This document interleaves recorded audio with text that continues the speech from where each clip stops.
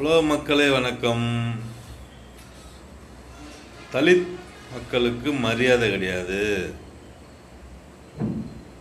என்று சொல்றார் முன்னாள் அமைச்சர் ப. சிதம்பரம், நிதியமைச்சர், காங்கிரஸ் கட்சியில் இருக்கார்ல. அவர் சொல்றார், என்ன சார் மரியாதை இல்லை? மரியாதை எப்படி வரும்? நம்ம தான் வளர்த்துக்கணும். மரியாதையெல்லாம் தேடி வராது. நம்மளுடைய உழைப்பு, நம்மளுடைய பண செல்வாக்கு, நம்மளுடைய பேச்சுவார்த்தை, நம்மளுடைய நடைமுறை, நம்மளுடைய வீடு, காரு, பைக்கு, இதை வச்சு தான் மரியாதை வரும். நீங்கள் என்ன சொல்கிறீங்க? எல்லா பேரும் ஒரே மாதிரி இருக்கணும்ன்றீங்க. எப்படி இருக்க முடியும்? ப. சிதம்பரம் சார், நீங்கள் பேசிக்கிட்டு இருக்கீங்களா சார்? உங்கள் பின்னாடி இருக்காங்களா? அவங்க உங்கள் மாதிரி இருக்காங்களா? உங்கள்கிட்ட மைக் இருக்குது, நீங்கள் பேசுகிறீங்க. உங்கள் பின்னாடி உட்காந்துருக்காங்களே, ஏன் சார் அவங்க உங்கள் மாதிரி இல்லை? இருக்க முடியாது.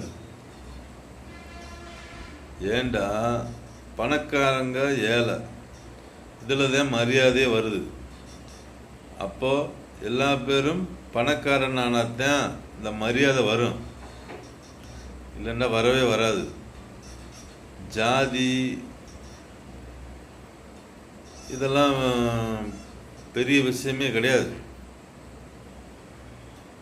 ஒரு சமுதாயம், இப்போ தலித் சமுதாயம் இருக்குல்ல சார், ஒருத்தர் மட்டும் பணக்காரனானா மரியாதை வராது. வரலாறு மாதிரி ஒரு கை தட்டுனா சவுண்டு வராது, பல பேர் கை தட்டுனா சவுண்டு வரும் என்று மக்கள் சொல்லுவாங்களா? உங்களுக்கு நல்லா தெரியும்.